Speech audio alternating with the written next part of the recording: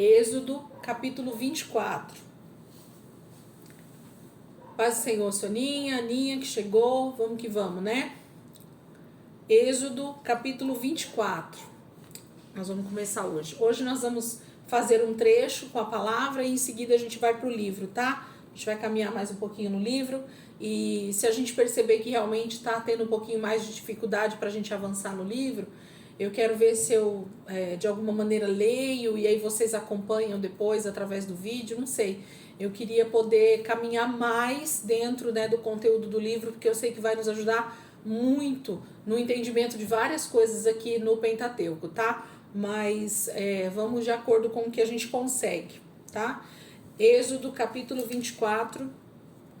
Vamos ler? Nós vamos ler o primeiro trecho até o versículo... Aliás, acho que eu vou ler o capítulo 24 e a gente vem depois fazendo o entendimento dele. Então, Êxodo, capítulo 24, versículo 1 diz assim: Depois Deus disse a Moisés: Subam um monte para encontrar-se com o Senhor, você e Arão, Nadab e Abiú, e 70 autoridades de Israel. Adorem à distância. Somente Moisés se aproximará do Senhor, os outros não. O povo também não subirá com você. Quando Moisés se dirigiu ao povo e transmitiu-lhe todas as palavras e ordenanças do Senhor, eles responderam em uníssono: faremos tudo o que o Senhor ordenou. Moisés então escreveu tudo o que o Senhor dissera. Na manhã seguinte, Moisés levantou-se, construiu um altar ao pé do monte e ergueu 12 colunas de pedra, representando as 12 tribos de Israel. Em seguida, enviou jovens israelitas que ofereceram holocaustos e novilhos como sacrifícios de comunhão ao Senhor. Moisés colocou metade do sangue em tigelas e a outra metade derramou sobre o altar. Em seguida, leu o livro da aliança para o povo e eles disseram: faremos fielmente tudo o que o Senhor ordenou. Depois Moisés aspergiu o sangue sobre o povo, dizendo: este é o sangue da aliança que o Senhor fez com vocês, de acordo com todas essas palavras. Moisés, Arão, Nadab e Abiú e 70 autoridades de Israel subiram e viram o Deus de Israel, sob cujos pés havia algo semelhante a um pavimento de safira, como o céu em seu esplendor. Deus, porém, não estendeu a mão para punir esses líderes do povo de Israel. Eles viram a Deus e depois comeram e beberam. E disse o Senhor a Moisés: suba o monte, venha até mim e fique aqui. E lhe darei as tábuas de pedra com a lei e os mandamentos que escrevi para a instrução do povo. Moisés partiu com Josué, seu auxiliar, e subiu ao monte de Deus. E disse ele às autoridades de Israel: esperem-nos aqui, até que retornemos. Arão e Hur ficarão com vocês. Quem tiver alguma questão para resolver, poderá procurá-los. Quando Moisés subiu, a nuvem cobriu o monte e a glória do Senhor permaneceu sobre o monte Sinai. Durante 6 dias, a nuvem cobriu o monte. No 7º dia, o Senhor chamou Moisés do interior da nuvem. Aos olhos dos israelitas, a glória do Senhor parecia um fogo consumidor no topo do monte. Moisés entrou na nuvem e foi subindo o monte, e permaneceu no monte 40 dias e 40 noites. Então vamos lá, gente. Êxodo capítulo 24, né? Que foi a nossa leitura aí. O que está acontecendo aqui nesse momento, no início, né, dessa leitura aqui do capítulo 24? Nós precisamos entender que o nosso estudo, ele está sendo em partes, né? A gente, cada quinta-feira, vai lendo um trecho e vai, então, entendendo o que está acontecendo, mas a história, ela está se desenvolvendo quase que de maneira corrida, né? Quase que de maneira instantânea. Então, quando a gente vê o Senhor aqui no início do capítulo 24, dizendo para Moisés, Deus disse a Moisés: subam um monte para encontrar-se com o Senhor, você e Arão, Nadab e Abiú e 70 autoridades de Israel. Adorem à distância.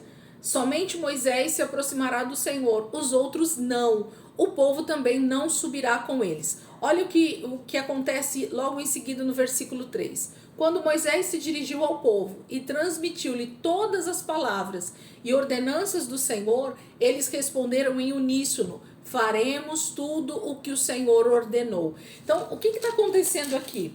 A gente vem vindo, se você voltar umas páginas aí da sua Bíblia, volta lá comigo no capítulo 20. A gente tem esse povo chegando no capítulo 19, eles chegam ali no pé do Monte Sinai. Eles, acampam ali no pé do Monte Sinai, isso no capítulo 19. O Senhor dá ordem para eles se santificarem, lembra? E aí eles se santificam durante os 3 dias. E quando dá os 3 dias, o Senhor chama o seu povo ali no pé do monte. Eles veem os trovões, os relâmpagos, a voz do Senhor. Eles veem a manifestação do Senhor ali no monte. Eles temem por isso. E aí eles viram para Moisés e dizem: Moisés, pode falar você com o Senhor, nós não queremos falar com Deus porque senão nós vamos morrer. Isso começa aqui no capítulo 19. Quando isso começa no capítulo 19, o que o texto vai começar a mostrar para nós, a partir do capítulo 20, é Moisés então recebendo do Senhor os 10 mandamentos, recebendo do Senhor a lei sobre o altar, lá no finalzinho do capítulo 20, vai seguindo comigo, 21, a lei acerca dos escravos que a gente estudou, a lei acerca da violência e dos acidentes, 22, a lei acerca da proteção de propriedade, versículo 22, a lei das responsabilidades sociais, 23, a lei acerca dos exercícios da justiça, 23, a metade dele ali, versículo 10, a lei acerca do sábado, depois vem a lei acerca das festas, que foi o que a gente viu semana passada, e o finalzinho do capítulo 23 falando sobre as advertências de quando eles chegassem em Canaã. Então a gente terminou a aula semana passada vendo que o Senhor está dando direção para Israel de como eles devem fazer quando eles tomarem posse da terra, quando eles chegarem em Canaã, o que eles não devem fazer e o que eles devem fazer. Então percebem que desde o momento em que eles acampam no capítulo 19, a gente tem um desenvolvimento de Deus, literalmente, quase todos esses capítulos que a gente passou aqui, ó, 20, 21, 22, 23, até o final, é Deus falando com Moisés acerca do que ele deveria ensinar ao povo, sobre tudo isso que a gente conversou nessas últimas aulas. Então, nesse momento todo aqui, Moisés está recebendo do Senhor toda a direção sobre todas essas leis, sobre todas essas ordenanças, sobre toda essa forma de viver de Israel como sociedade. Então Deus falou com Moisés durante esses últimos 4 capítulos, praticamente, né? Capítulo 20, 21, 22 e 23. E ele continua falando, inclusive agora aqui no 24. Só que aí a gente então tem esse momento em que Moisés, no capítulo 24, que a gente acabou de ler, no versículo 3, ele diz então, né, quando Moisés se dirigiu ao povo e transmitiu-lhe todas as palavras e ordenanças do Senhor, eles responderam em uníssono. Então, o que aconteceu nesse momento? Moisés então transmite toda essa voz do Senhor, essa fala de Deus, que ele recebeu no capítulo 20, 21, 22 e 23. Tudo que Moisés ouviu do Senhor, dessas leis, dessas direções, ele transmite para o povo todo, né, para o povo de Israel todo ali acampado ao pé do Monte Sinai. E quando então Moisés fala com eles todas essas leis, eles repetem em uníssono, um amém, né? Faremos tudo o que o Senhor ordenou. Então, tudo que Deus falou para você, Moisés, até aqui, que nós devemos fazer, nós faremos. Faremos tudo como o Senhor ordenou. Então, entende o que está acontecendo? Moisés foi lá, Deus falou com ele todos esses versículos, desses 4 capítulos. Agora ele repete para o povo que está diante dele, para todo Israel, e eles dizem que eles vão fazer tudo como o Senhor ordenou. Essa é a resposta do povo para Moisés nesse momento. E o Senhor chama Moisés novamente para subir o monte. Só que agora ele pede para subir com mais alguns, né? Então a gente tem aqui Arão, os primeiros filhos dele, né? Nadab e Abiú, os 2 mais velhos, e 70 autoridades de Israel. O que são as autoridades de Israel? Nada mais do que anciãos, pessoas de mais idade, que eram os chefes, que eram os juízes, que eram as pessoas que estavam auxiliando Moisés nessa jornada. Já eram pessoas que tinham algum tipo de influência sobre todo o povo, sobre todas as 12 tribos de Israel. Homens que tinham sido escolhidos ali para estar na liderança junto com Moisés. O Senhor chama eles para estar no monte. Deus deseja falar com eles, mas o Senhor fala que Moisés é quem vai subir sozinho. O restante vai estar ali próximo, mas quem vai falar realmente com o Senhor é Moisés. Então, voltamos lá para o versículo 4. Então, depois que Moisés transmitiu tudo para eles, Moisés foi e escreveu tudo o que o Senhor dissera. Então, tudo isso que a gente leu aqui nesses últimos capítulos, do capítulo 19 até aqui, foi nesse momento que Moisés então passa a escrever isso, ou passa a começar a escrever todos esses mandamentos que o Senhor tinha ordenado para ele. Até aqui ele só tinha ouvido Deus falar com ele todos esses mandamentos, ok? Há uma unção muito específica sobre a vida de Moisés para que ele conseguisse ouvir de Deus e no momento de transcrever isso para as tábuas lá, né, para aquelas pedras, ele não esquecesse ou não fizesse conforme ele tinha imaginado, né, que houvesse uma unção sobre a vida dele mesmo para transcrever essas leis. Isso é muito poderoso. Quando a gente imagina isso, imagina você ouvindo um ditado, né, tão grandioso como esse, e aí do nada você tem que parar e começar a colocar isso em palavras, né? Não é tão simples assim. Há uma unção específica de graça, de sabedoria, de entendimento sobre a vida de Moisés, e isso a gente não tem dúvidas, ok? Versículo 4 novamente para a gente seguir aqui. Moisés então escreveu tudo o que o Senhor dissera. Na manhã seguinte Moisés levantou-se, construiu um altar ao pé do monte e ergueu 12 colunas de pedra, representando as 12 tribos de Israel. Veja o que ele faz em seguida. Ó. Em seguida, enviou jovens israelitas que ofereceram holocaustos e novilhos como sacrifícios de comunhão ao Senhor.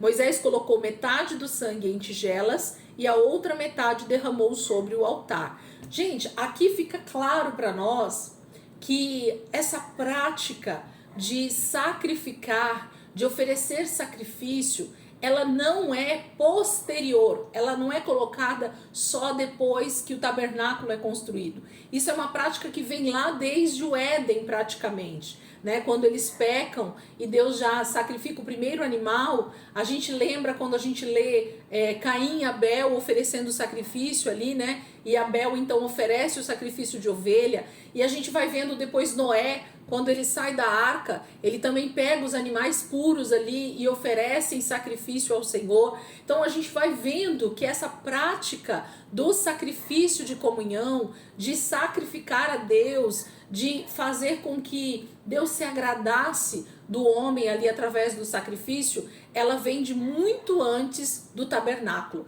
Então nós estamos lendo um texto aqui em Êxodo 24, onde Moisés também tem essa prática aqui. Ele chama alguns jovens israelitas e eles sacrificam ali em cima daquele altar que Moisés levanta no pé do monte. Diz que são jovens que estão sacrificando aqui para Moisés, fazendo esse trabalho. Então ainda não tem a tribo de Levi nesse momento. Então não são pessoas específicas que estão sacrificando, mas são israelitas que estão entendendo que Deus está fazendo algo poderoso na vida deles. Eles sacrificam e com o sangue Moisés faz duas coisas. A metade do sangue do sacrifício ele guarda numa tigela e a outra metade ele joga sobre o altar. Então ele derrama sangue, né? Como se fosse o sangue do sacrifício de Cristo que é derramado sobre nós, sobre as nossas vidas. Aqui é uma tipologia já de algo muito maior que aconteceria lá na frente. Mas essa questão da prática de sacrifícios, de ser agradável a Deus, de sacrificar em agradecimento, era uma prática já comum naquele tempo. Tanto de povos que não são do Senhor, povos pagãos, Egito já fazia isso, a gente viu lá que eles tinham vários deuses que eles adoravam, e tantos outros, né, outras nações que tinham ao redor ali, naquela época, eles tinham a prática de sacrifício para os seus deuses. Então Deus nesse momento recebe um sacrifício que a gente vai estudar. Aqui o texto fala de sacrifícios de comunhão. A gente vai entender que existem vários tipos de sacrifício. E nesse texto aqui, o texto está sendo claro que o que Moisés sacrifica são sacrifícios de comunhão, sacrifícios de agradecimento por Deus estar tendo comunhão com eles, o Senhor está vindo falar com eles, o Senhor está perto deles. Isso tem a ver com esse tipo de sacrifício, chamado sacrifício de comunhão. E aí Moisés separa esse sangue, né, em duas tigelas ali, né? E uma das tigelas ele joga então sobre o altar. A outra, vamos ver o que ele faz aqui? Versículo 7. Em seguida, ele lê o livro da aliança, então ele lê, né, tudo que ele já escreveu até esse momento para o povo. E eles disseram, eles repetem, né? Faremos fielmente tudo o que o Senhor ordenou. Isso é o versículo 7 do capítulo 24. Em seguida, leu o livro da aliança para o povo e eles disseram, faremos fielmente tudo o que o Senhor ordenou. Gente, eu vou repetir aqui para ver se a gente consegue continuar lembrando desse detalhe. Quando fala de livro da aliança, ou quando fala dessa aliança que Deus está fazendo com o seu povo, Deus está literalmente dando um contrato de casamento. Não se esqueçam disso. Essa aliança que Deus está fazendo com o povo de Israel, desde lá, Abraão capítulo 12 de Gênesis, tem a ver com um pacto, uma aliança de casamento. É exatamente isso que Deus está fazendo. Deus está se casando com o seu povo. Deus está dizendo, vocês têm uma aliança matrimonial comigo, vocês têm uma aliança de intimidade comigo, vocês têm uma aliança de lealdade comigo, vocês têm uma aliança de fidelidade comigo. É isso que Deus está fazendo com o povo. Então, quando Moisés lê o livro da aliança, é como se ele estivesse lendo novamente a certidão de casamento para esse povo ver. Olha o que está descrito no nosso contrato de casamento com Deus. E ele lê o livro da aliança aqui, né? São todos esses mandamentos que o Senhor deu para eles. Quando ele termina de ler, o povo repete, né? Faremos fielmente tudo o que o Senhor ordenou. Então, é o amém, né? Quando alguém lê a palavra para nós, a gente diz assim, amém. A gente sempre responde isso, né? O famoso amém. Eu concordo, assim seja. Quando nós dizemos isso, a gente está dizendo igual Israel está dizendo aqui. Eu concordo com tudo isso que você está falando e vou pôr em prática aquilo que é o meu dever. Então, quando a gente dá o amém, a gente está fazendo igualzinho o povo de Israel fez aqui com Moisés. Faremos tudo como o Senhor ordenou. Faremos fielmente tudo o que o Senhor ordenou. Então, é muito sério, né? Ouvir a palavra de Deus e dar um amém para essa palavra está dando essa conotação de fidelidade, de cumprir tudo aquilo que a palavra está dizendo. Então existe uma responsabilidade bem grande sobre as nossas vidas, de nós não sermos tidos como inocentes quando o Senhor disser algo no dia do juízo, e a gente vai dizer assim, não, Senhor, mas eu não sabia. Ele falava, não sabia. E quando você disse aquele amém, dizendo que ia fazer tudo conforme eu tinha ordenado. É exatamente isso que Israel está fazendo e que a gente costuma fazer. E aí Moisés tem uma atitude bem, desse momento aqui para nós, bem forte, né? No versículo 8 ele diz assim, ó, depois Moisés aspergiu o sangue sobre o povo, dizendo, este é o sangue da aliança que o Senhor fez com vocês, de acordo com todas essas palavras. Então, quando eles dizem para Moisés que eles vão fazer fielmente tudo o que o Senhor ordenou, então sim, se você pergunta para a noiva, ali no altar, quem aqui já participou de casamento, sabe desse momento tão esperado, né? Ali na hora que o padre, que o pastor está celebrando o casamento e ele pergunta: você aceita o seu marido na alegria e na tristeza, na saúde e na doença, até que a morte o separe? E aí a noiva vai e repete, né? Sim, aceito. Então ela tá dando o sim dela. E assim, a mesma coisa é feito com o noivo. Depois desse momento, o ápice do casamento nada mais é do que eles terem a noite de núpcias, né? Eles terem a consumação do casamento. Em Israel, inclusive, essa prática, eu acredito que até hoje, né? O casamento só é consumado depois que o casal vai para casa, vai para a tenda deles lá, e ali eles tinham relação sexual e eles voltavam para o casamento novamente, ou no dia seguinte, ou depois de algumas horas, não sei quanto tempo isso durava, mas eles tinham ali aquela primeira relação sexual e eles voltavam para o casamento, e aí sim o povo festejava, tendo certeza absoluta de que aquele casamento foi então consumado. E todos nós sabemos que no ato sexual existe a prática de, como é que eu falo? Do pacto de sangue, né? Antigamente, na época de Israel, inclusive, isso é tudo cultura, para se provar que a moça era realmente virgem, né? Que tinha sido ali o seu primeiro ato sexual, o lençol com sangue daquele momento ali era mostrado publicamente para dizer, olha, foi consumado o casamento através do sangue da noiva, né? Então, o sangue sempre está presente em algum pacto de aliança. Então, sempre que há pacto, sempre que há consumação de uma aliança, existe sangue dentro dela. Então, por isso que a palavra de Deus, ela sempre vai dizer a respeito do sangue de Jesus, a respeito do sangue aqui dos animais, que Deus está firmando uma aliança com o seu povo. Então, nesse momento em que o sangue é aspergido sobre o povo de Israel aqui, Deus está então consumando o seu casamento com Israel. Deus está liberando essa palavra profética de que agora Israel, o seu povo, é a sua noiva, é aquela que ele acaba de se casar, ele acaba de consumar o casamento, porque a noiva disse sim, faremos fielmente tudo como o Senhor ordenou. Nós estamos de acordo com esse casamento, depois que Moisés lê o livro da aliança, ok? Entendido até aqui? O casamento foi consumado.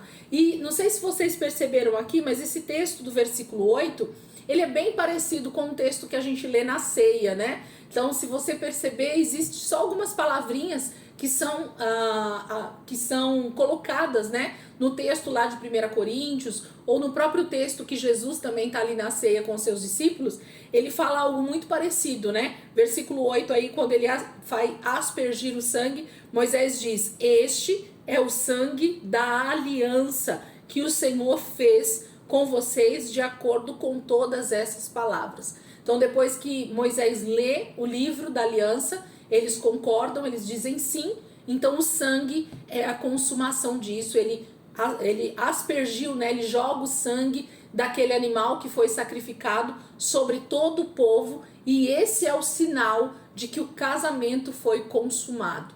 Com Cristo a mesma coisa, né? Quando nós participamos do corpo e do sangue de Jesus, então também nós como noiva, né, Israel e gentios, nós como noiva de Cristo agora, nós também estamos consumando, sempre que aceitamos o Senhor como Senhor e Salvador da nossa vida, nós passamos a ter comunhão com o nosso noivo através desse pacto de sangue, né? Então o sangue de Jesus é aquele que também é aspergido sobre a nossa vida, é derramado sobre nós, perdoando os nossos pecados, consumando também esse casamento, que vai ser consumado na sua totalidade na volta de Jesus. Amém, queridos? Então, ele segue aqui com esse ritual, né, de consumação do casamento. Aí sim entra o versículo 9.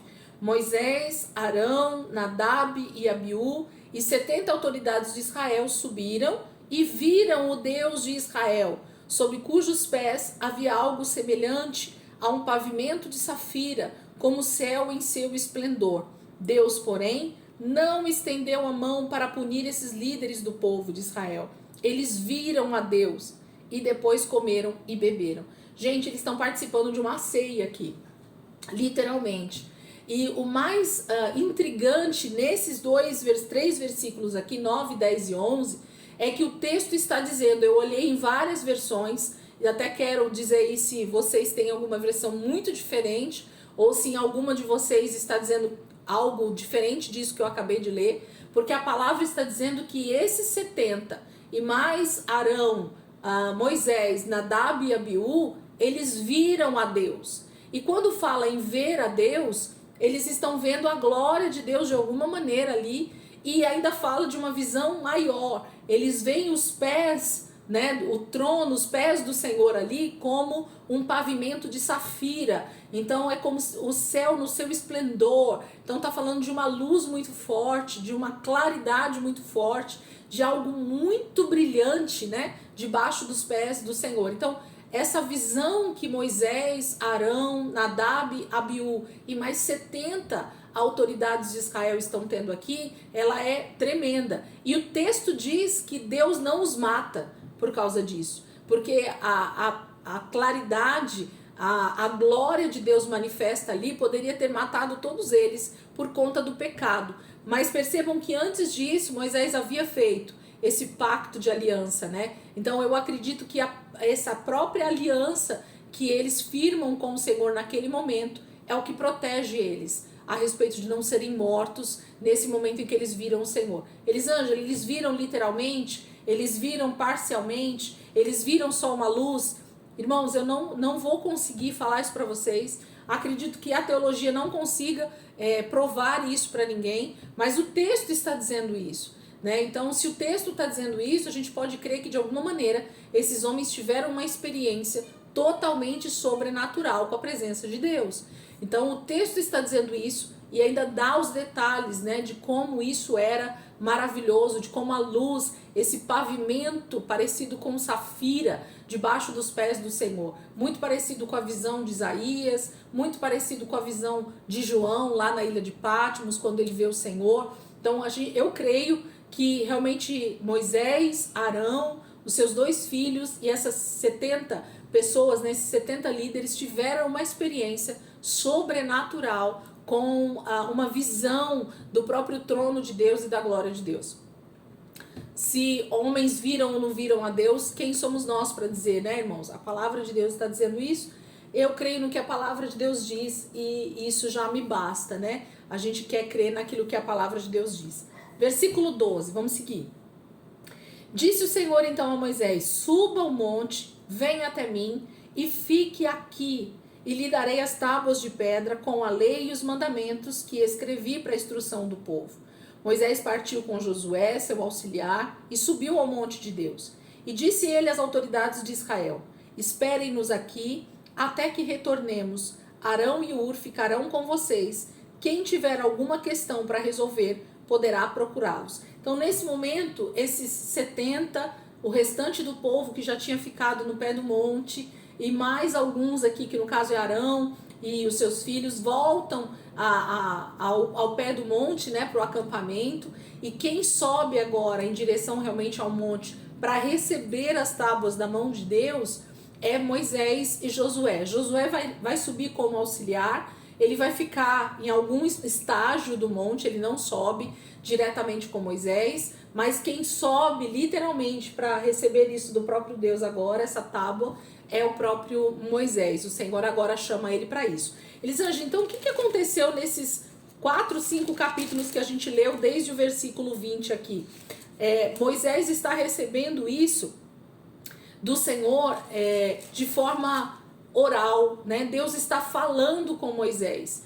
E aqui o Senhor então pede agora que ele suba para que ele possa então dar as tábuas da lei para Moisés. Agora é algo escrito realmente pela própria mão do Senhor, a palavra vai dizer. O dedo de Deus vai escrever essas tábuas, essas pedras, né? Que Moisés vai trazer lá do cume do monte. Então, nesse momento, Deus está chamando Moisés para esse tempo que ele vai permanecer lá em cima do monte e que o Senhor vai dar, então, essas pedras escritas para ele, para que essas pedras sejam o testemunho real de tudo aquilo que Moisés ouviu do Senhor, de tudo aquilo que ele vai começar a ensinar o povo dia após dia a não pecar contra o Senhor.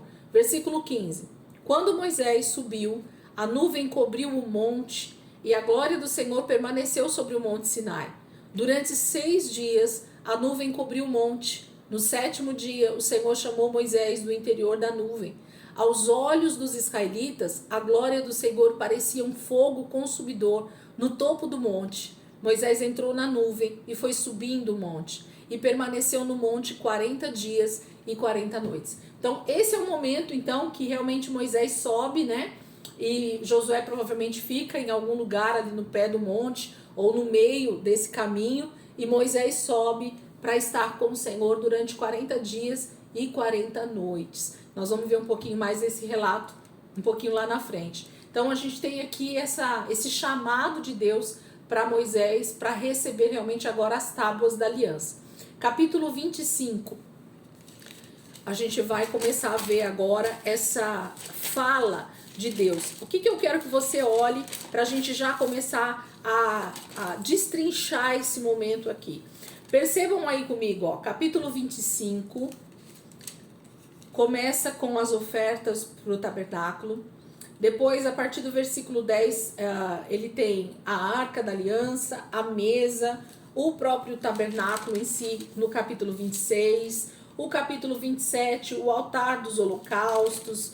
O capítulo 28, as vestes sacerdotais, o colete, o peitoral. O capítulo 29, como é que Moisés faria a consagração dos sacerdotes, como que seria a cerimônia, né, com esses sacerdotes.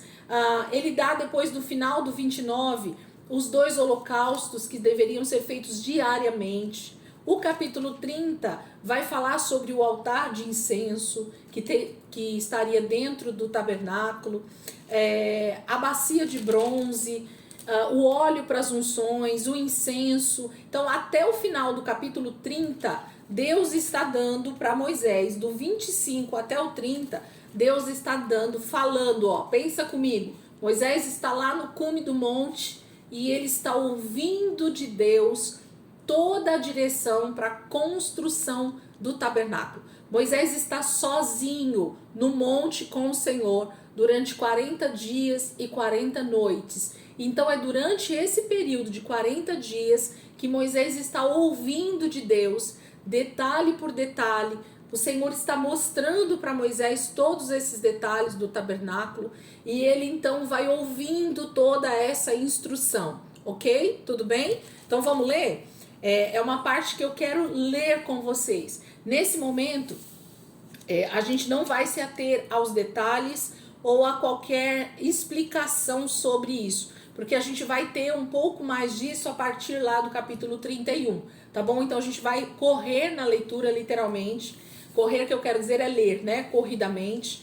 E a gente vai acompanhando então aqui, para quem nunca leu esse texto, talvez ter o conhecimento do texto. Para aquele que leu, a gente vai ler novamente só para a gente ir vendo alguns detalhes na leitura e depois a partir do capítulo 31 a gente entra com os comentários, porque aí sim Moisés vai começar a falar para o povo tudo aquilo que ele ouviu do Senhor. Tudo bem, gente? Entendido aqui? Então aqui do versículo 25 até o 31 lá, nós estamos literalmente tendo a mesma sensação que Moisés teve no cume do monte, ouvindo a voz do próprio Senhor, falando com ele de como seria então esse tabernáculo que Deus vai dar para Moisés construir e que vai ser a habitação de Deus. Tá bom? Vamos seguir aqui então?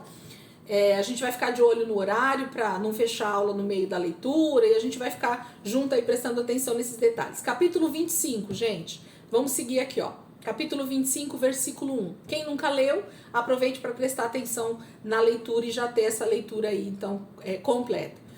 Disse o Senhor a Moisés: diga aos israelitas que me tragam uma oferta. Receba de todo aquele cujo coração o compelir a dar.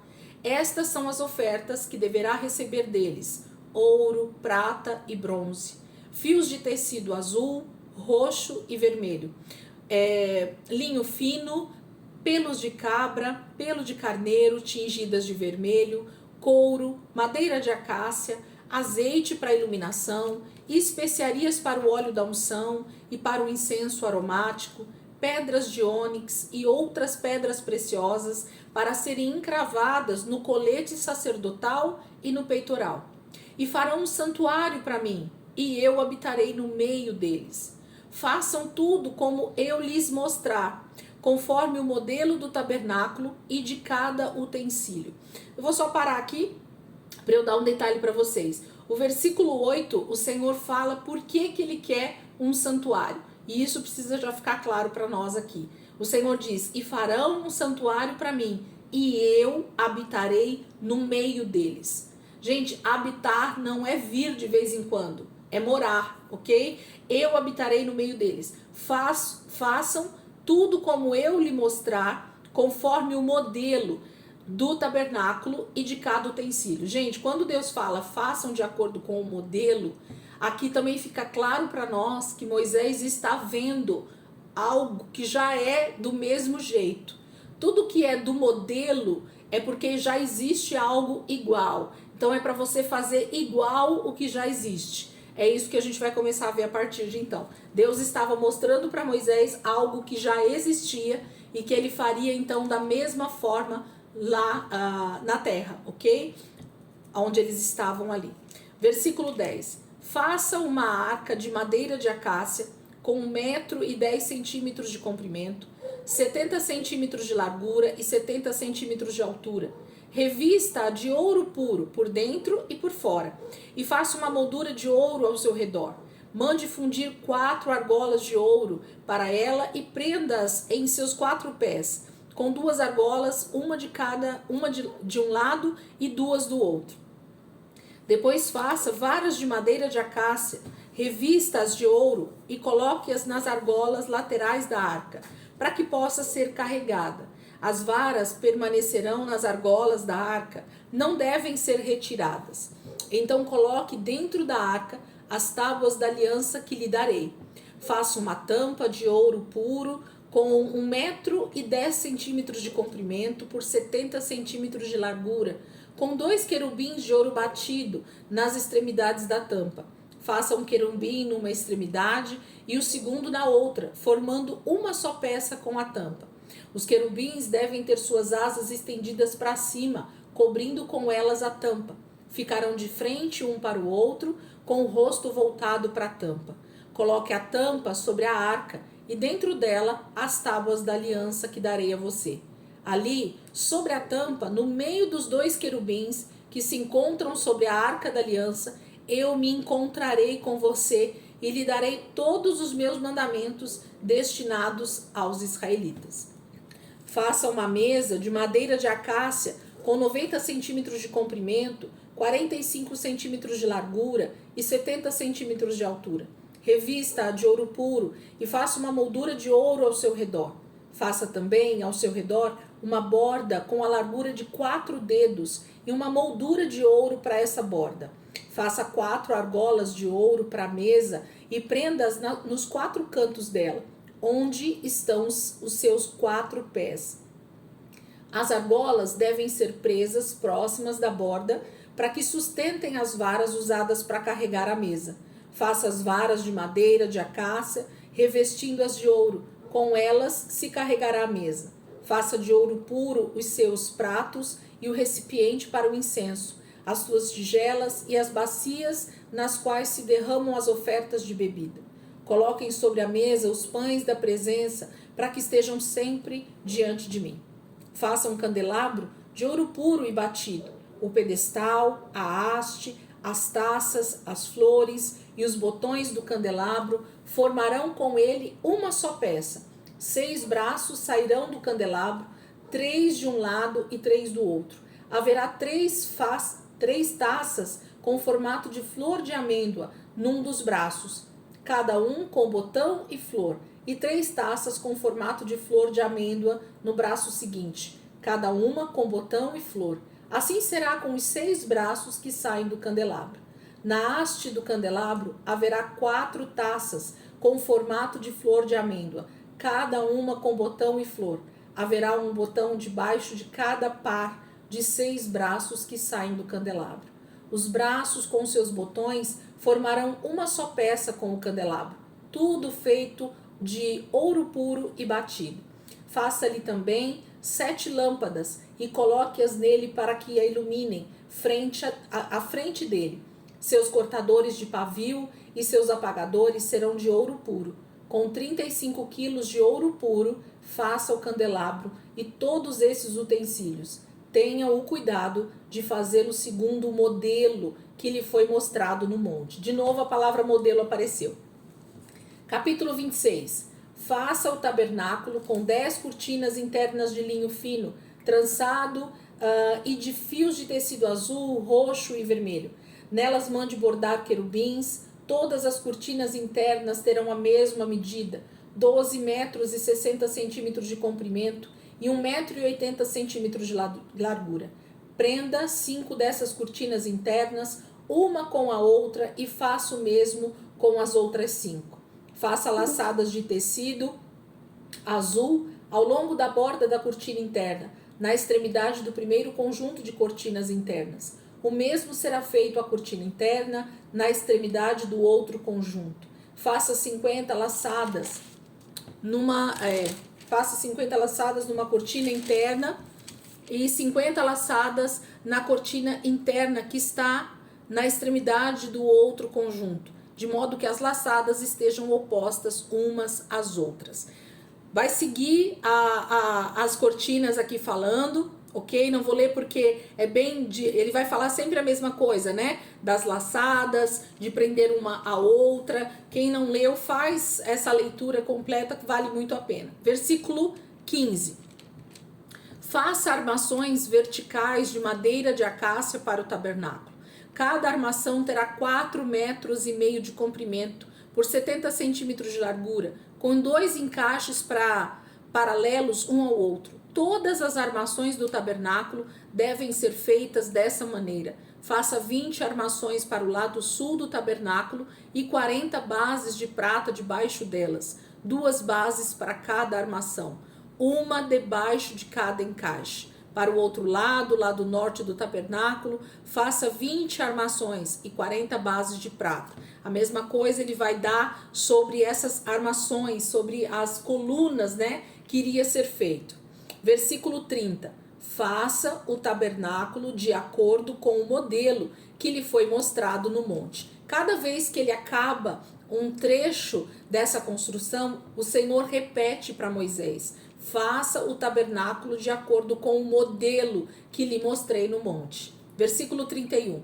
Faça um véu de linho fino trançado e de fios de tecido azul, roxo e vermelho. E mande bordar nele querubins. Pendure-o com ganchos de ouro em 4 colunas de madeira de acácia, revestidas de ouro e fincadas em 4 bases de prata.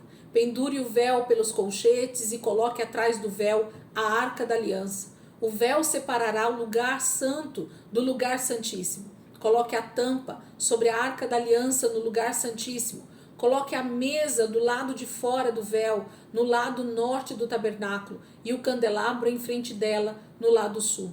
Para a entrada da tenda, faça uma cortina de linho fino trançado e de fios de tecido azul, roxo e vermelho, obra de bordador. Faça ganchos de ouro para essa cortina e 5 colunas de madeira de acácia revestidas de ouro. Mande fundir para eles 5 bases de bronze. Capítulo 27.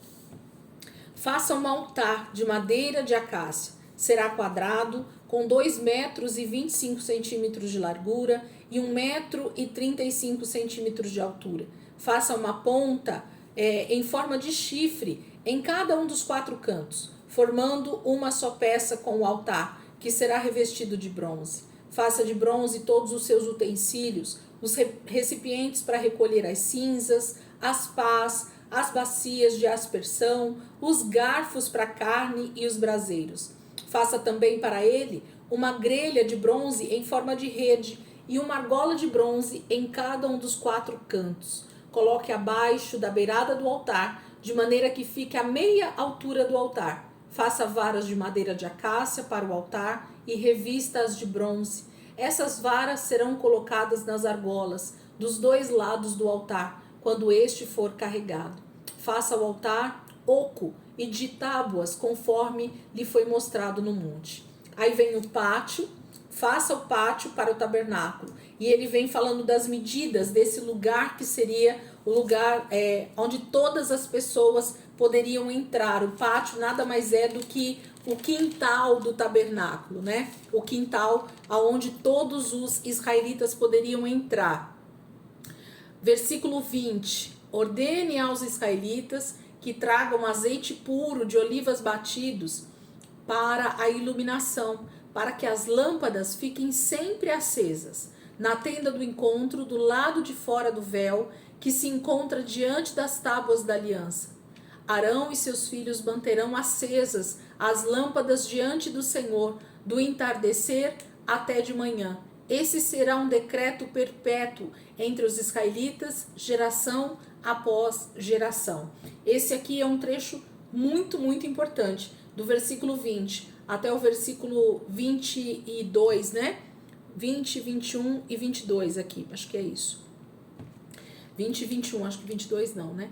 É um dos trechos que a gente, na verdade, deve ter mais atenção por conta desse óleo, né? Que faria permanecer as lâmpadas do lugar santo acesas o tempo todo. Capítulo 28. Atentem-se comigo. Eu quero que todo mundo leia junto comigo aqui, porque esse primeiro trecho eu vou ler bem pausadamente para a gente entender o que está acontecendo aqui. 28. Chame seu irmão Arão e separe-o dentre os israelitas, e também os seus filhos, Nadab e Abiú, Eleazar e Itamar, para que me sirvam como sacerdotes.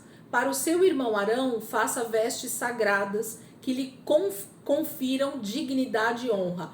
Por favor, grifem ou façam alguma coisa na Bíblia de vocês aí. Versículo 2. Para o seu irmão Arão, faça vestes sagradas que lhe confiram dignidade e honra. Então esse versículo precisa estar frisado aí no capítulo 28. A gente vai entender melhor por que o Senhor está falando isso. Versículo 3. Diga a todos os homens capazes, aos quais dei a habilidade, que façam vestes para a consagração de Arão, para que me sirva como sacerdote. São estas as vestes que farão: um peitoral, um colete sacerdotal, um manto, uma túnica bordada, um turbante e um cinturão. Esse versículo 4, gente, eu também queria que vocês deixassem ele aí frisado, porque nós vamos ver a comparação disso a respeito da armadura que a gente tem lá no Novo Testamento, né? A armadura que o cristão deve usar. Isso também tem a ver com isso que o Senhor está dando aqui para Moisés nesse momento. Depois a gente vai fazer um apanhado, quando o Senhor voltar a falar sobre isso, a gente vai mostrar isso para vocês lá no texto, tá bom? Para que o sacerdote Arão e seus filhos me sirvam como sacerdotes. Eles farão essas vestes sagradas e usarão linho fino, fios de ouro e fios de tecido azul, roxo e vermelho. O colete, né? Faça o colete sacerdotal de linho fino trançado, de fios de ouro e de fios de tecido azul, roxo e vermelho. Trabalho artesanal, terá 2 ombreiras atadas às suas 2 extremidades para uni-lo bem. O cinturão e o colete que por ele é preso serão feitos da mesma peça. O cinturão também será de linho fino trançado, de fios de ouro e de fios de tecido azul, roxo e vermelho. Grave em 2 pedras de ônix o nome dos filhos de Israel, por ordem de nascimento. 6 nomes numa pedra e 6 na outra. Grave os nomes dos filhos de Israel nas 2 pedras, como o lapidador grava um selo. Em seguida, prenda-as com filigranas de ouro, costuradas nas ombreiras do colete sacerdotal, como pedras memoriais para os filhos de Israel. Assim Arão levará os nomes em seus ombros como memorial diante do Senhor. Faça filigranas de ouro e 2 correntes de ouro puro, entrelaçadas como uma corda, e prenda as correntes às filigranas. O peitoral, versículo 15. Faça um peitoral de decisões, trabalho artesanal, faça-o como colete sacerdotal, de linho fino trançado, de fios de ouro e de fios de tecido azul, roxo e vermelho. Será quadrado como um palmo de comprimento e um palmo de largura, e dobrado em 2. Em seguida, fixe nele 4 fileiras de pedras preciosas. Na primeira fileira haverá um rubi, um topázio e um berilo. Na segunda, uma turquesa, uma safira e um diamante. Na terceira, um jacinto, uma ágata e uma ametista. Na quarta, um crisólito, um ônix e uma jaspe. Serão 12 pedras, uma para cada um dos nomes dos filhos de Israel, cada uma gravada com um selo, com o nome de uma das 12 tribos. Faça para o peitoral correntes de ouro puro, trançadas com cordas. Faça também 2 argolas de ouro e prenda-as às 2 extremidades do peitoral. Ele vai continuar falando sobre o peitoral aqui, sobre as argolas que vão passar. Esse peitoral aqui, essas 12 pedras, elas também estão descritas a respeito das pedras que existiam ou que existem ali diante de Deus e que Satanás foi revestido delas. Nós vamos ver isso também, a gente vai estudar um pouquinho, porque são exatamente as mesmas pedras que estavam incrustadas, tinha sido lapidado no próprio Satanás, no próprio diabo, antes dele ter a queda, ou mesmo depois dele ter a queda, o Senhor não tirou isso dele, tá bom? Versículo 30. Ponha também o Urim e o Tumim no peitoral das decisões, para que estejam sobre o coração de Arão, sempre que ele entrar na presença do Senhor. Assim Arão levará sempre sobre o coração, na presença do Senhor, os meios para tomar decisões em Israel. Então, o peitoral, gente, ele tem uma especificidade bem grande, que é tomar decisões. A gente vai ver no Velho Testamento várias passagens onde os reis, onde os juízes, onde os sacerdotes, onde os profetas, eles pedem para trazer o peitoral, para que eles orem ao Senhor e o Senhor dê a decisão que eles devem tomar. Então isso tem a ver com isso. Esse peitoral com as 12 pedras tem a ver com essa questão de tomar decisões diante do Senhor. Isso é muito importante. Outras vestes sacerdotais vai seguir aí a partir do versículo 31, que vai ser as vestes para os levitas, né? Para os filhos de Arão e para os outros levitas também vão ter as túnicas, né? Que eles vão utilizar. Capítulo 29, gente. Vou tentar terminar a leitura aqui antes da gente fechar esse primeiro estágio da aula. Faltam 4 minutos. Capítulo 29. Assim você os consagrará para que me sirvam como sacerdotes. Separe um novilho e 2 cordeiros sem defeito. Com a melhor farinha de trigo, sem fermento, faça pães e bolos amassados com azeite, e pães finos, untados com azeite. Coloque-os numa cesta e ofereça-os dentro dela. Também ofereça o novilho e os 2 cordeiros. Depois traga Arão e seus filhos à entrada da tenda do encontro e mande-os lavar-se. Pegue as vestes e vista Arão com a túnica e o peitoral. Prenda o colete sacerdotal sobre ele com o cinturão. Ponha-lhe o turbante na cabeça e prenda a coroa sagrada no turbante. Unja-o com óleo da unção, derramando sobre a cabeça de Arão. Traga os filhos dele, vista cada um com uma túnica e um gorro na cabeça. Ponha também os cinturões em Arão e em seus filhos. O sacerdócio lhe pertence como ordenança perpétua. Assim você dedicará Arão e seus filhos. Aí ele vai falar sobre a questão desse sacrifício que eles vão fazer e de como Arão e seus filhos vão ser consagrados, da gordura que vai ser tirada. Como a gente vai ler um pouco disso lá na frente, eu vou deixar para a gente ler depois lá, junto com a explicação, ok?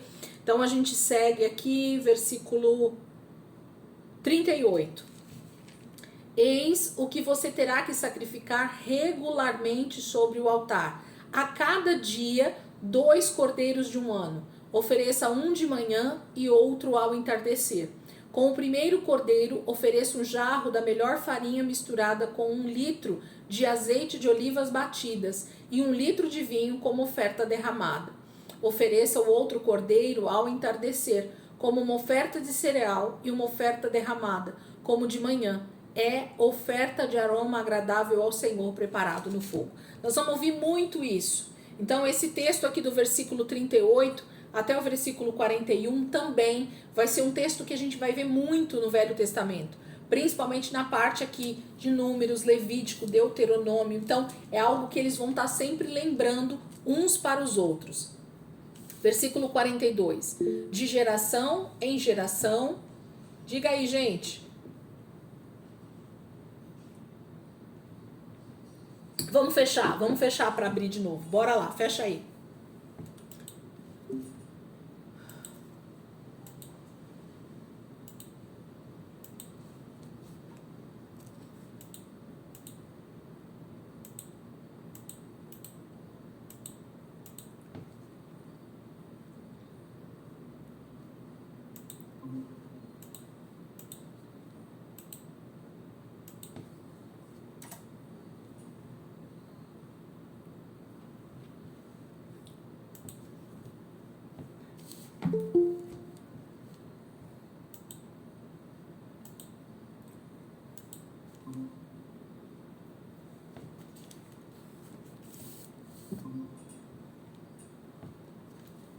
Não durmam, não. A gente já vai só terminar esse trechinho aqui, nós vamos pro livro. Hoje a gente vai ler um pouquinho do livro.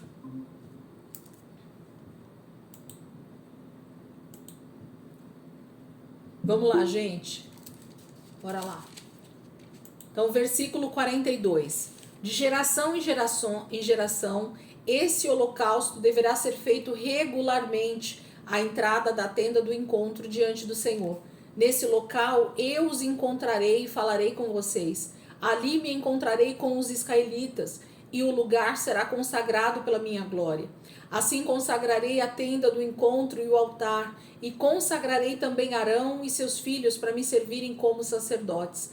E habitarei, olha isso, gente, e habitarei no meio dos israelitas, e serei o seu Deus. Saberão que eu sou o Senhor, o seu Deus, que os tirou do Egito para habitar no meio deles. Eu sou o Senhor, o seu Deus. Esse versículo 45 e 46, ele é a chave da promessa.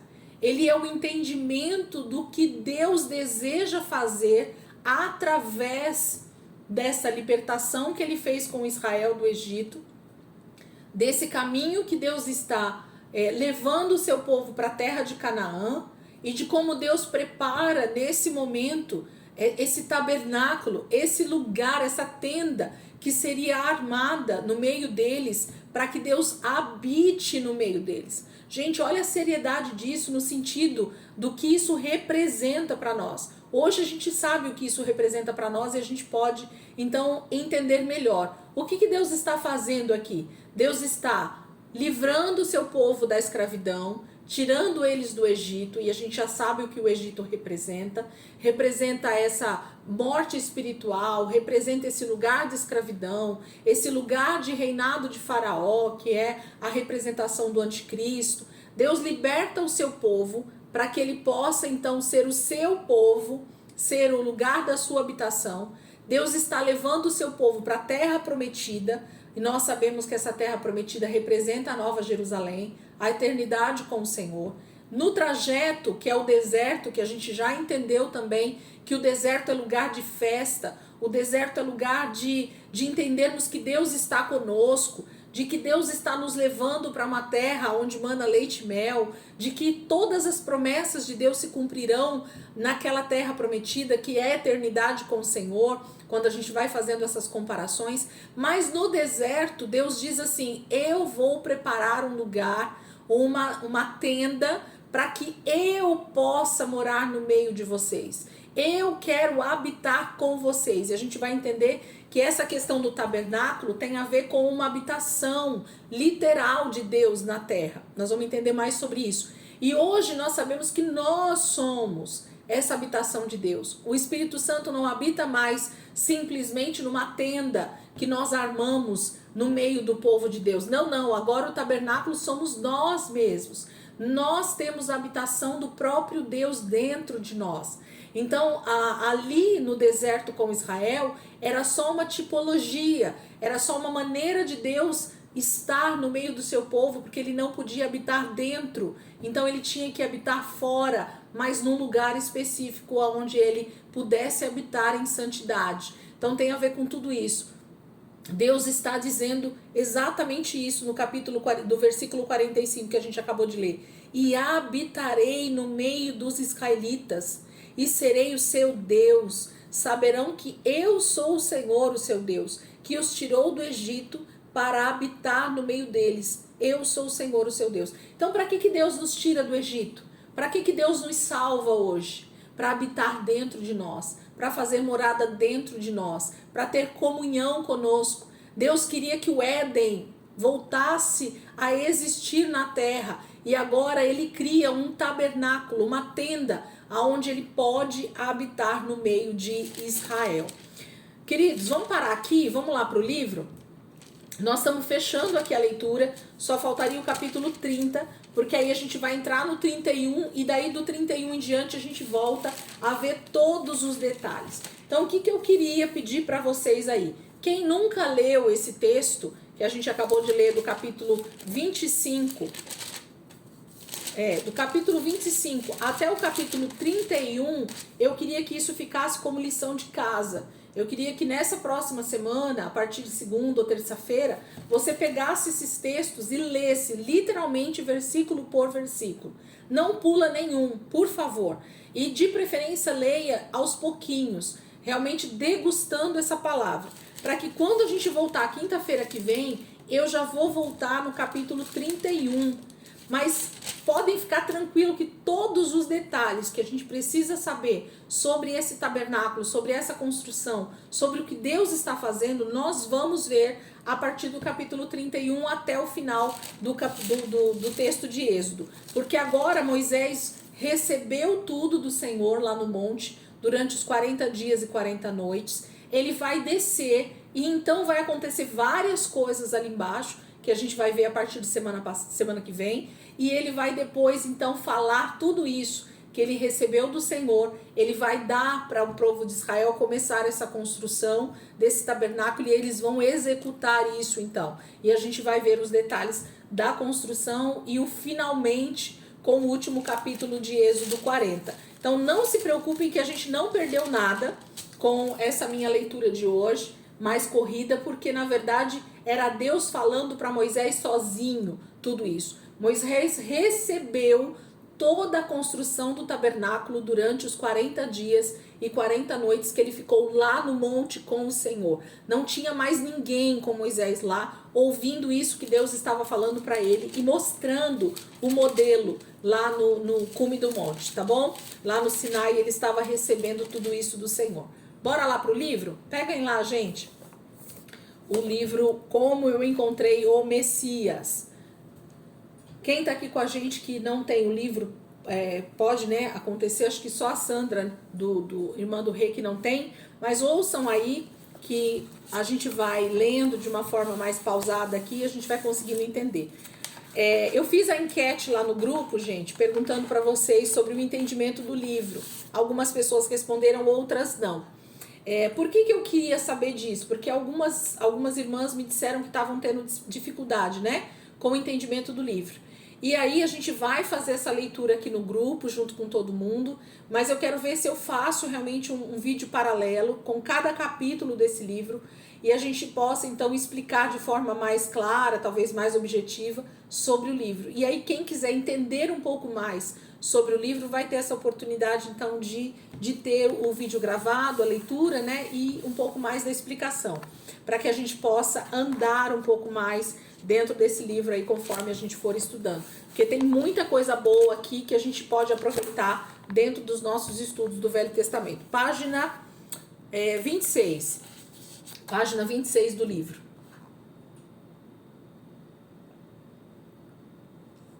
Estudar não é fácil, viu, gente? Posso garantir isso para vocês, porque eu também estou estudando, vocês sabem disso, e passar aí 50 minutos, uma hora e meia, ouvindo um professor falando, não é tão simples assim. Demanda realmente atenção dobrada, né? Anotações, o desejo de aprender realmente tem que estar aí, porque senão a gente não consegue ficar. Página 26, foi onde a gente parou, a gente terminou o finalzinho aqui, e então eu virei a página e acabou a aula, tá bom? Vamos lá então. Página 26 do livro Como Eu Encontrei o Messias. Diz assim: aliás, o maior desejo era distanciar o cristianismo, que estava se tornando cada vez mais favorável ao império, do judaísmo, que se mostrava tão problemático para os romanos. como costuma ser o caso na definição de identidade negativa, aqueles que diziam pertencer a ambas as tradições criavam dificuldades para esse processo. Com o passar do tempo, não eram mais aceitos por nenhuma das duas comunidades. O resultado é uma igreja inteiramente gentílica, de um lado, e do outro, um judaísmo que considera anátema a crença em Jesus.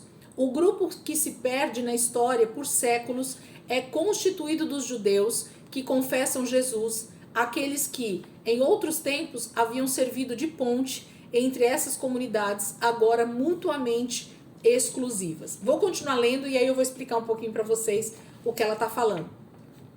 Apesar de meu amor cada vez maior pelos rituais judaicos e pelo culto na sinagoga messiânica Avat Zion, em Beverly Hills, ainda me sentia atraída pela riqueza espiritual da igreja episcopal. Não estava pronta para me despedir do incenso, das estolas e da participação semanal na Eucaristia.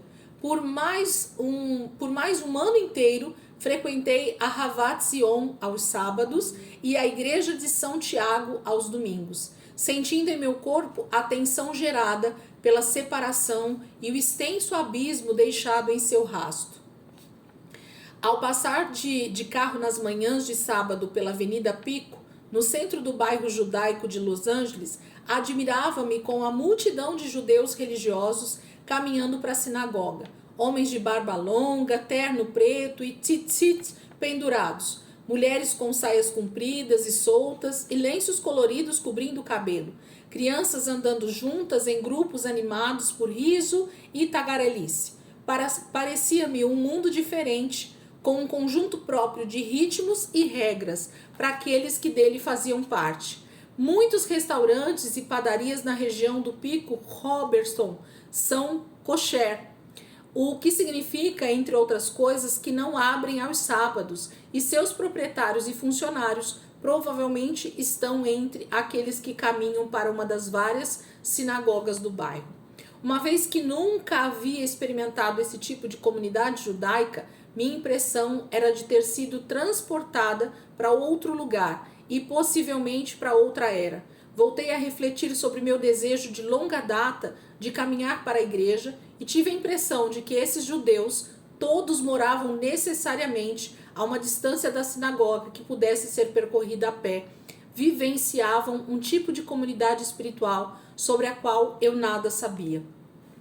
Então, 24 horas depois, eu entrava pelas duas portas de madeira pesada da Igreja Episcopal São Tiago, passava pela pia batismal e sentava-me em um dos lindos bancos que adornavam o amplo santuário. O sol do final da manhã passava pelos vitrais altos e incidia sobre a congregação sua bela e resplandecente luminosidade, criando verdadeiramente a sensação de espaço sagrado. A essa altura, eu havia aprendido a cadência do culto, minuciosamente ordenado, que chegava a seu ápice litúrgico na participação comunitária da Eucaristia. Sentia como se estivesse levando uma vida dupla. Esses cristãos faziam alguma ideia do mundo judaico que existia do outro lado da cidade? Tinham algum interesse em saber? Será que lhes ocorria que Jesus talvez tivesse mais em comum com os judeus do oeste de Los Angeles do que com os cristãos desses bancos? Será que havia lugares em que esses dois mundos, dos quais eu em certa medida havia me apropriado, se cruzavam e se sobrepunham? Onde era meu lugar, meu lar em meio a essas comunidades tão distintas? Então, o que está acontecendo aqui com a Jennifer, que a gente já vem falando? Ela vem mostrando, gente, nesses primeiros trechos aqui do livro, que ela está numa dúvida muito grande ou numa tristeza em perceber que a igreja cristã, que a gente faz parte, eu e você, nós nos distanciamos e nos separamos literalmente do mundo judaico, de onde o nosso Jesus veio. Então, a gente precisa olhar para a palavra de Deus e perceber que todos esses autores do livro sagrado que a gente lê, eles são basicamente judeus, de raízes judaicas. A gente ama as cartas de Paulo, a gente ama o apóstolo Pedro com seus negando Jesus, a gente prega muito essas passagens. A gente prega João, né, com a sua maneira tão linda de mostrar o evangelho ali no evangelho de João. A gente fala sobre o rei Davi, a gente fala sobre Salomão, a gente fala sobre Provérbios, a gente fala sobre toda a Bíblia Sagrada, e nós, e a Jennifer está falando isso, que a gente se esquece que todos esses homens e mulheres praticamente eram e são judeus.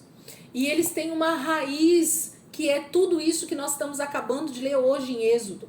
Deus está falando com um homem chamado Moisés, está dando todas as leis, toda a direção, como seria a construção de um tabernáculo, onde eles passariam a adorar esse Deus diariamente, semanalmente, né? Todo sábado eles tinham rituais para serem feitos, que é o descanso, que ela está falando aqui no livro sobre o sábado em que os judeus tiram para ir à sinagoga e eles não fazem nada, eles continuam olhando para essa palavra que a gente está lendo como algo muito vivo, muito eficaz na vida deles. Nós falamos semana retrasada, né, sobre o sábado, e eu mostrei para vocês o quão perfeito é essa lei que Deus deixou e o quanto isso traz o vislumbre da eternidade. O sábado é a representação do tempo da eternidade ainda quando nós estamos aqui na Terra.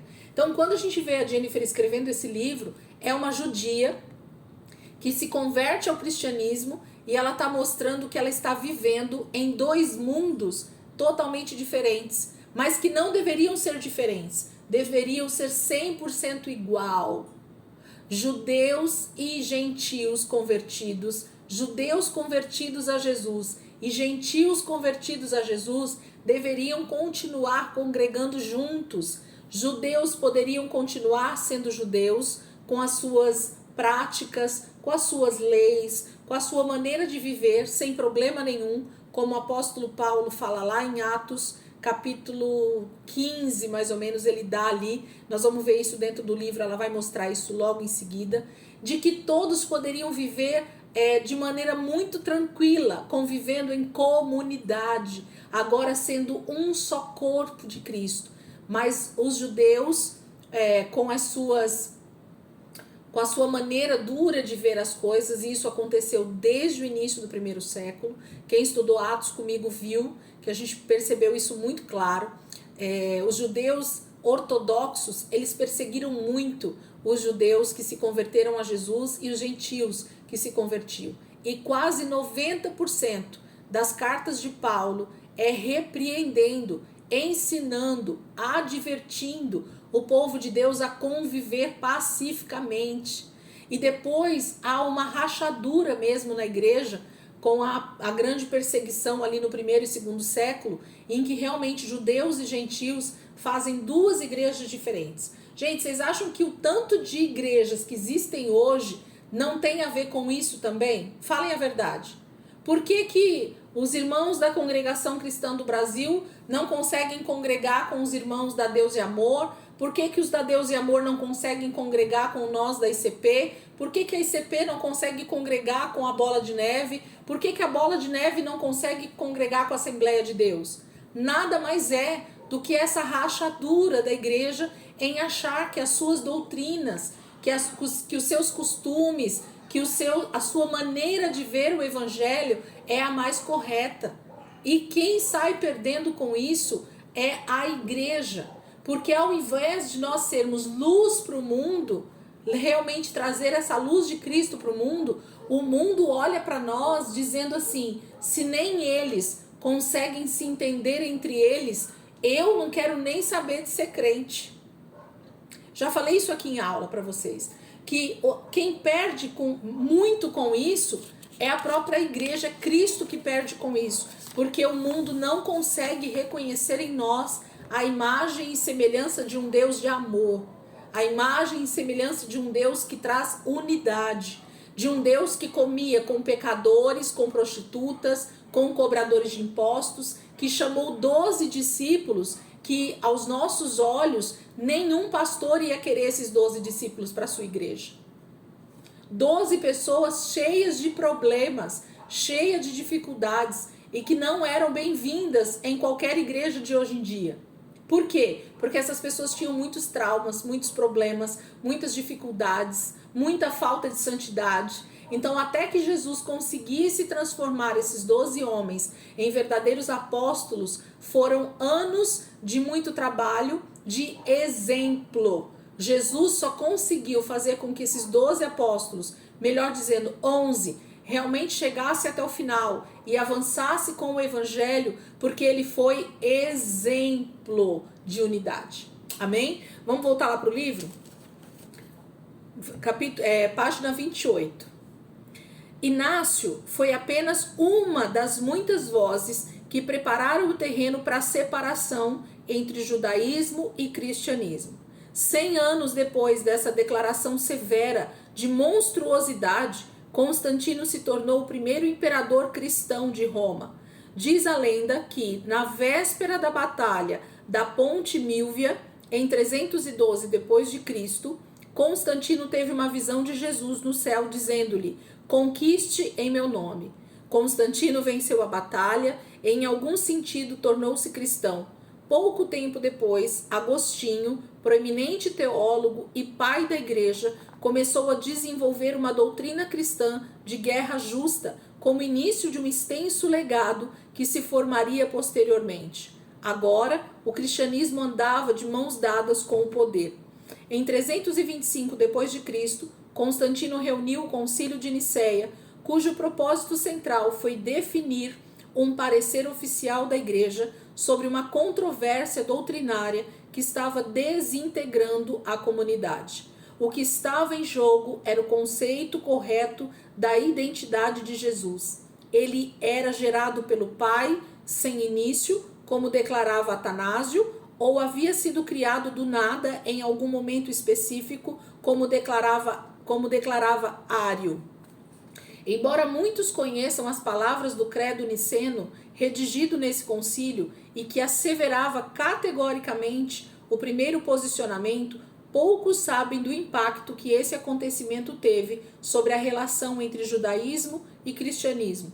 Constantino certamente foi influenciado pelas tendências predominantes de hostilidade crescente entre a igreja, em sua maior parte gentílica, e a comunidade judaica. Aliás, em essência, ele institucionalizou essas atitudes e, com efeito, as gravou de modo permanente. Vamos ler junto o credo niceno? O que significa o credo, gente? Nada mais é do que como se fosse a ata de uma igreja, como se fosse a regra de como a igreja deveria ser a partir desse momento. Então, os concílios eram reuniões que foram feitas nos primeiros séculos. Em vários momentos da história da igreja existiram esses concílios, que eram reuniões entre todos os líderes da igreja mundial. Então, onde existisse um líder cristão, eles se reuniam nesses concílios e decidiam erros doutrinários, coisas que estavam fora do lugar, eram tentadas colocar no lugar nessas reuniões. Então, esse concílio aqui da época de Constantino, ele foi muito importante para a continuidade da igreja, mas também foi um marco da divisão quase total entre cristãos gentios e cristãos judeus. Então, o judaísmo foi mais abolido ainda do meio da igreja, né? Então, os judeus não eram bem-vindos nesse momento também. Olha o que está escrito, então, no credo niceno, nesse documento, página 29. É como se fosse um relatório mesmo, né? Cremos em Deus Pai, o Pai Todo-Poderoso, Criador do céu e da terra, e de todas as coisas, visíveis e invisíveis. Cremos em um Senhor, Jesus Cristo, o unigênito Filho de Deus, gerado pelo Pai antes de todos os séculos, Deus de Deus, luz da luz, verdadeiro Deus de verdadeiro Deus, gerado, não feito, de uma só substância com o Pai. Por meio dele, todas as coisas foram feitas, por nós e por nossa salvação. Ele desceu dos céus pelo poder do Espírito Santo, tornou-se encarnado da Virgem Maria e foi feito homem. Em nosso favor, foi crucificado sob o poder de Pôncio Pilatos, padeceu e foi sepultado. No terceiro dia, ressuscitou, conforme as Escrituras, subiu ao céu e está sentado à direita do Pai. De novo, há de vir, com glória para julgar os vivos e os mortos, e seu reino não terá fim. Cremos no Espírito Santo, Senhor e vivificador, que procede do Pai e do Filho. Com o Pai e o Filho, conjuntamente, ele é adorado e glorificado. Ele falou por meio dos profetas. Cremos na Igreja una, universal e apostólica. Reconhecemos um só batismo para a remissão dos pecados. Aguardamos a ressurreição dos mortos e a vida do mundo por vir. Amém. Gente, tem alguma coisa muito diferente do que a gente crê hoje, no século XXI, na nossa igreja? Praticamente nada, né? É exatamente o que a igreja continua crendo. Se tirar uma ou outra palavrinha aqui, que às vezes a gente não reconhece como eles reconheceram naquele momento, mas 99% desse credo niceno continua sendo o que a igreja cristã professa, né? Como nós cremos em Deus, como nós cremos em Jesus, como nós cremos no Espírito Santo, como a gente crê na ressurreição dos mortos, como a gente crê que Jesus vai voltar para buscar a sua igreja. Então tudo está escrito aqui. Eles fazem esse concílio e geram, né, esse credo niceno. A palavra credo, gente, significa o que eu creio, tá? A palavra credo significa o que eu creio. Então, quando eles liam o credo niceno, eles estavam dizendo, é nisso que a igreja cristã crê. É isso que nós cremos. Essa é a nossa fé. Essa é a nossa maneira de ver a palavra de Deus. Era isso que eles queriam dizer. Seguindo aí mais um pouquinho, acho que está quase terminando a aula, né? Uma marca tangível, página 30, tá? Uma marca tangível e duradoura dessa separação foi a distinção que o Concílio Niceno fez entre a Páscoa judaica e a Páscoa cristã. Não devemos, portanto, ter nada em comum com os judeus, pois o Salvador nos mostrou outro caminho, vociferou Constantino. Então essa foi uma declaração de Constantino quase que gritando, né? Não devemos, portanto, ter nada em comum com os judeus, pois o Salvador nos mostrou outro caminho. Olha que declaração perigosa de Constantino. Constantino era o imperador de Roma na época. Ele nem era cristão de verdade, 100% ainda, e declara que o Salvador mostrou outro caminho.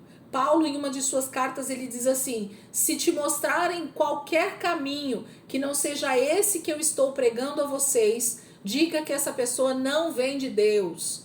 Né? Então, Paulo já disse lá no primeiro século que viriam muita gente falando de outro caminho, de outro evangelho, e isso sempre foi muito perigoso ao longo da história da igreja. Continuando aí. Foi declarado especialmente indigno para essa festa, a mais sagrada de todas, seguir o costume dos judeus, que sujaram as mãos com os mais terríveis crimes e cuja mente foi cegada. E com isso, o imperador cristão desassociou para sempre a recordação judaica do êxodo do Egito e a ressurreição do Messias. Desse ponto em diante, tornou-se mero acidente calendárico quando as duas celebrações coincidiam. Portanto, o Concílio de Nicéia não apenas deu um parecer definitivo favorável à cristologia atanasiana. Atanásio foi um pai da igreja, tá, gente? E a gente teria que estudar aí um pouco dele para entender isso que ele está falando aqui, que a Jennifer está falando, mas não se preocupem, tá? Mas também isolou o cristianismo do judaísmo, tanto litúrgica como teologicamente. Teve início uma longa era histórica em que, se um judeu desejava seguir Jesus como Messias, tinha de renunciar publicamente a toda e qualquer ligação com o mundo judaico. Eis um exemplo real de liturgia de conversão do sétimo século. Gente, anos 700. Olha o que um judeu precisava dizer em público para se tornar um cristão, um crente em Jesus Cristo. Olha o que um judeu precisava dizer publicamente se ele quisesse se converter a Jesus. Leiam comigo aí. É o que ele ia falar, tá bom? Em público. Renuncio aqui e agora todos os ritos e as observâncias da religião judaica. Abomino todas as suas cerimônias mais solenes e suas doutrinas que no passado eu guardava e aceitava. No futuro, não praticarei nenhum rito e nenhuma celebração associados à religião judaica, nem qualquer costume de meu erro passado. Prometo não buscá-los nem praticá-los. Renuncio também a todas as coisas proibidas ou detestadas pelo ensino cristão. E aí recitava o credo niceno, né? Em nome desse credo, no qual verdadeiramente creio e o qual apoio de todo o coração, prometo que jamais retornarei ao vômito da superstição judaica. Nunca mais cumprirei nenhuma das incumbências das cerimônias judaicas, às quais eram habituado, nem terei por elas apreço. Nego e rejeito cabalmente os erros da religião judaica. Lanço fora tudo que é conflitante com a fé cristã e declaro que minha crença na Santíssima Trindade é forte o suficiente para me fazer viver a vida verdadeiramente cristã. Rejeitar toda a comunicação com outros judeus e ter meu círculo de amizade apenas entre cristãos honestos.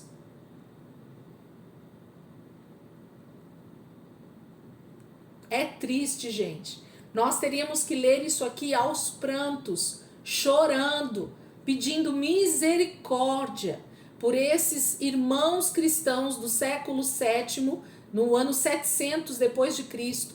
Eles faziam os judeus que aceitavam Jesus como Senhor e Salvador, eles tinham que dizer isso publicamente, dizer que era um erro ter sido judeu, dizer que era um erro fazer a Páscoa segundo o que nós lemos aqui em Êxodo, que tudo que os judeus faziam era um erro, gente. Ser judeu era um erro. Olha o absurdo que esses homens cometeram, por simplesmente ter pessoas que colocaram o antissemitismo dentro da igreja cristã nos primeiros séculos. Nós já estamos falando de 700 anos, aqui nós já estamos no ano 700, já tem 7 séculos que a igreja existe a partir de Jesus, e olha os absurdos que nós já estamos vendo acontecendo no meio da igreja. Paulo já falava sobre isso nas suas cartas, e os pais da igreja falavam sobre isso. Muitos deles, infelizmente, fizeram parte disso e não conseguiram perceber o quanto eles estavam errando quando eles quiseram separar o judaísmo do cristianismo. Quando, na verdade, quando um judeu aceita Jesus e quando um gentil aceita Jesus, nós nos tornamos um só corpo de Cristo. Amém? Então vamos terminar aqui, já acabou a aula, eu vi que despertou ali. Semana que vem a gente volta a partir do capítulo 31 de Êxodo e a partir dessa palavra impressionante ou não. Então a Jennifer vai mostrar para nós aqui na página 31 o quanto isso é impressionante ver isso. E a gente vai estar terminando já o capítulo 1 aqui do livro, tá bom? Espero que vocês tenham conseguido entender um pouquinho mais do livro hoje, mas a gente vai tentar de alguma maneira facilitar esse entendimento para quem não estiver entendendo. Amém, queridos? Alguém quer orar aí? Se quiser orar, pode abrir o áudio e orar por nós. Vamos finalizar a aula aqui em nome de Jesus.